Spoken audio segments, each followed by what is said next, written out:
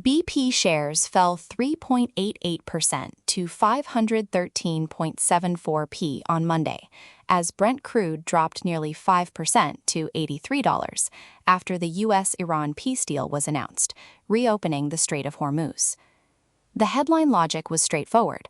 Less geopolitical risk means less oil premium, and BP carries that premium directly.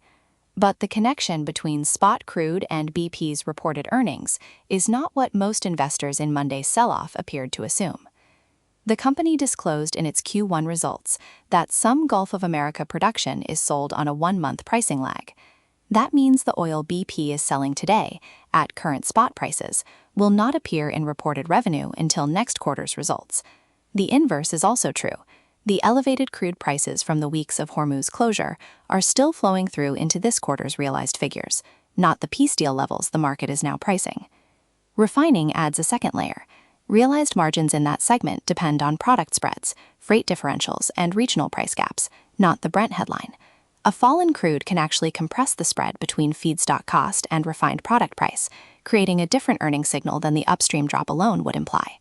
The result is a structure where the market's intraday reaction and BP's next reported quarter are not measuring the same oil price. That is not a minor accounting technicality. It is the mechanism through which a peace deal sell-off can overshoot or be precisely right, and the two cannot be separated from Monday's share price alone. The peace deal sell-off rests on an assumption that Hormuz reopening restores a comfortable global supply picture. One analyst in the pool directly challenges that read, and the challenge sits in a variable the peace deal does not touch: the U.S. Strategic Petroleum Reserve. After years of emergency releases to cap domestic fuel costs, releases that ran into hundreds of millions of barrels, the SPR is near levels last seen in the early 1980s. Every barrel released during that period was effectively borrowed supply, adding volume to market at moments when prices were high. Those barrels are no longer available as a buffer. The emergency draw mechanism that dampened previous supply shocks is now materially smaller than it was before the Hormuz crisis began. This matters for how durable Monday's crude price drop actually is. If Iranian oil returns to markets gradually, because mine clearance in Hormuz is complex and formal shipping clearances take time, and if OPEC producers do not immediately restore curtailed volumes, the supply uplift the market priced in on Monday may arrive more slowly than the share price reaction assumed. Lower prices also carry their own feedback. Producers pull back drilling investment when returns fall, constraining future supply growth and eventually reversing the correction. The article that argued the market is too relaxed and the one that said the Hormuz deal puts BP's turnaround on hold are not reconcilable from the data available Monday. Both use the same crude price drop as evidence for opposite conclusions. That disagreement is not analytical noise. It maps directly onto whether BP at 513.74p is cheap or fairly valued.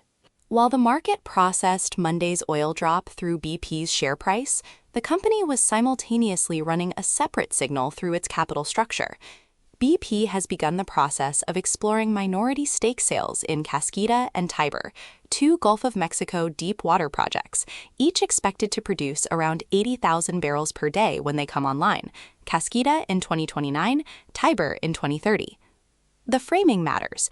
BP is not selling these assets, it is selling minority stakes, a move that shares development capital with a partner while keeping BP on both projects through first oil.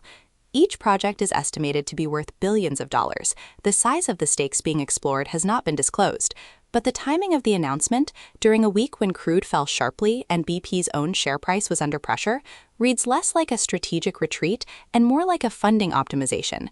Bring in a partner to share the capital burden on long-life, high-quality assets rather than drawing on the balance sheet at a moment of lower oil prices and compressed equity valuation. If the SPR depletion thesis holds and crude recovers as Hormuz normalizes more slowly than the market assumed, Kaskida and Tiber become materially more valuable than Monday's oil price implies. A partner bought in at current valuations would be acquiring at the bottom of that cycle. If instead crude settles durably lower, closer to 80 than 90, the stake sales make more sense as capital discipline in a structurally lower price world.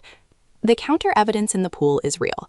BP's turnaround thesis, new CEO Meg O'Neill, governance reset after the removal of Chair Albert Manifold, was already complicated before Monday's crude drop, and a sustained lower oil environment compresses the cash flow that funds the restructuring. That risk is not dismissed by the one-month earnings lag or the SPR argument. It is the persistent scenario in which both of those points become moot. What the holder watches is whether Brent holds above $80 through the mine clearance period. That level is the approximate threshold below which BP's upstream cash generation narrows enough to slow the capital return timeline. What the watcher checks before entering is whether a stake sale partner emerges for Kaskida or Tiber at terms that confirm BP's own valuation of the assets. A disclosed partner and price would be the clearest signal that the market's Monday read on BP's asset quality was too pessimistic. Every day after the close, we publish a market wrap and key issue analysis. Subscribe to the channel.